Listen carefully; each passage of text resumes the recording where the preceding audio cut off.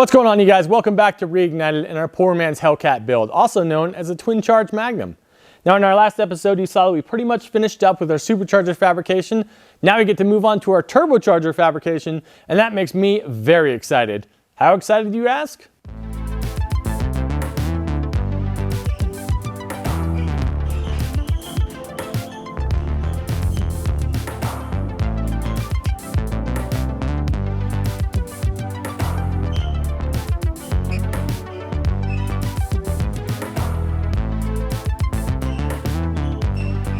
So I bet you weren't expecting that, were you?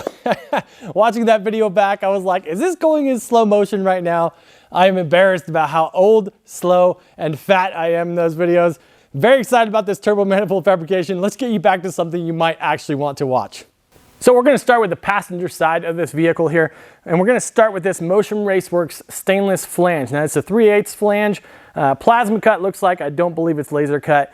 But these are the same exact flanges I used for my C10 build when I built the headers on those. But they do have one major drawback to them, and that is these exhaust ports themselves. Now these fit the actual exhaust port that's coming out of the head. Making that work was very difficult when I built the headers. I essentially took a short length of pipe in there, and then I used an air chisel to kind of clearance it out and make it actually fit this shape, and then I attached round tube to that. What we're doing here instead is I went ahead and purchased these stainless weld L's, or like stainless T's, elbows, things like that. And these are actually measured in pipe diameter rather than tube diameter. But I think it's gonna look really good overall. Now these are 2-inch inside diameter tubes, so pretty large, but I think it's going to look really good when it's all together. Now the general idea here with the turbo manifold that I'm trying to do, because I'm running this into a single turbo, is I'm going to do the log manifold here on the passenger side. It's gonna drop down right here, and then I'm gonna run a crossover tube underneath the transmission up over to the other side of the engine. Now the log on the driver's side here will actually come forward, and this crossover tube that came up from underneath the transmission will then parallel this log manifold, and they will both enter into a T4 flange right about here. Hopefully the turbo is going to sit right about this location. Also, another note too is that all of this material is stainless and it is pre-turbo, so I'm going to back purge all of this stuff. Now, if you don't know what back purging is, when you are TIG welding, there's gas actually coming out of the torch itself, and that is protecting the weld as you are welding it from the oxygen, because the oxygen in the air will contaminate that weld. Well, you have some gas going on the front side of the weld, but if there's just oxygen on the inside of the weld with stainless, it will contaminate the inside of the weld, and it'll give it a very sugary looking texture. It's like kind of wet sugar all clumped up in there, and it actually can compromise the weld itself. Plus these little sugary portions could potentially break off and go into your turbo, which of course is not a good thing. Back purging means that you are funneling argon gas into the inside as well as where you're welding on the outside. That way there's no contamination to the weld whatsoever, and it's nice and strong. Gives it a better overall appearance as well. So as you can see here with these bends, they don't exactly line up right from the start. I have to cut this a little bit, and we have to cut these T-sections to make them line up with the flange ports here. So a little bit of work, but shouldn't be too bad. Let's go ahead and get chopping.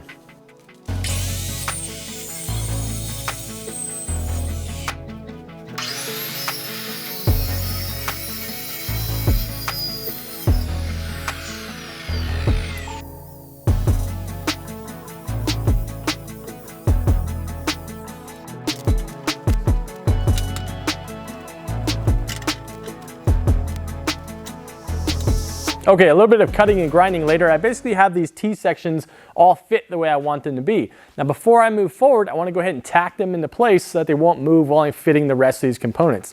Now a good easy way to make sure that these things stay where they're supposed to be is to lay them in a piece of angle iron right here. That keeps them all in complete alignment with each other while you're tacking them into place.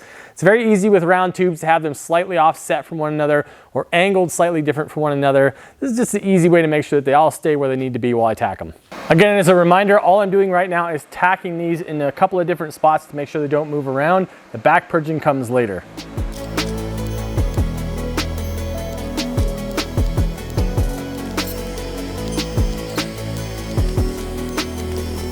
Okay, I gotta say, I'm very happy with everything that's happening right here with how this is coming together. Like I said, very simple design, so it's not really the most complicated thing in the world to put this together, but still happy with that. What I'm gonna do is I'm gonna hit this thing with some Scotch-Brite, clean it all up, And then I'm gonna go ahead and tack it to the flange itself. Once I do that, then I can start working on the kick out here at the end.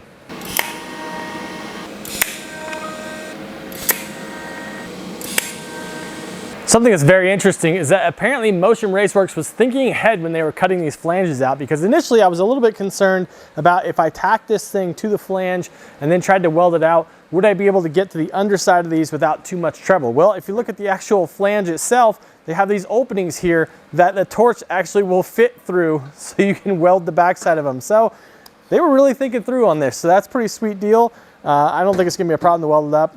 And again, it's just tacked into place right now. Let's go ahead and get this thing back on the engine so we can start working on the turnout here at the end of it.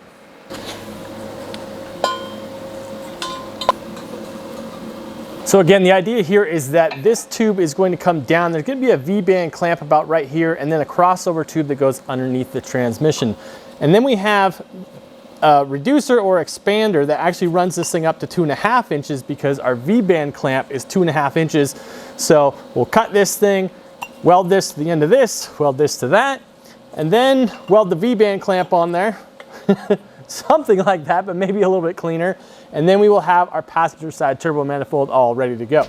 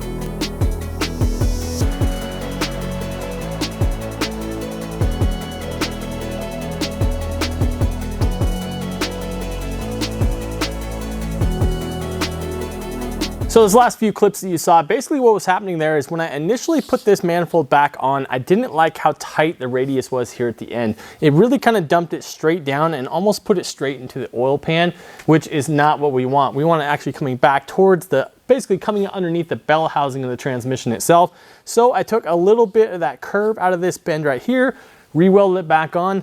Very happy with how this came out now. Now it's kind of pointing in the direction that we want. Now we have to be careful here because there's only so much mock-up that we can do on the engine stand. Eventually we have to have the vehicle back in here. So as you can see in the background, we've got the Magnum back in the shop. I need to yank that engine out and put this engine in so that I can finish mocking things up. However, we can do a little bit of the driver's side manifold, at least get this basic portion of it done on the other side. So let's jump into that.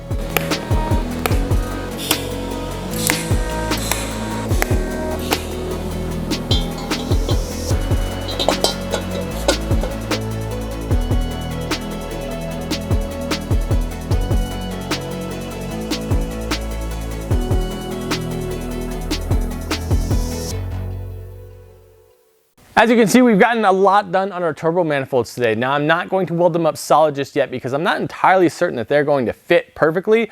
And that leads us right into our next step, which I'm very excited about. We need to yank out the original engine from our Magnum and drop this engine into place. Now, I'm very excited about that because I cannot wait to see this supercharger in the car poking out of the hood. I think it's going to give me a ton of motivation to continue on. And at that point, we can actually finalize our turbo manifold fabrication, both the hot side and the cold side.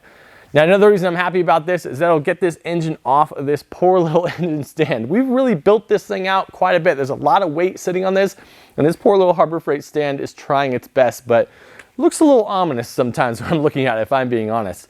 Now, you guys might also notice that I finally have the correct serpentine belt on here now. This is only the third try, but I finally got it correct sizing. Who would have thought that that yellow nylon rope was not the precision measuring instrument that I thought it would be? Now, this is the long routing, but I also have the belt for the shorter style routing. If you've seen the previous episodes, you know exactly what I'm talking about. So we have that option to switch from one to the other. But that is going to do it for this particular episode. We'll see you guys next time on Reignited.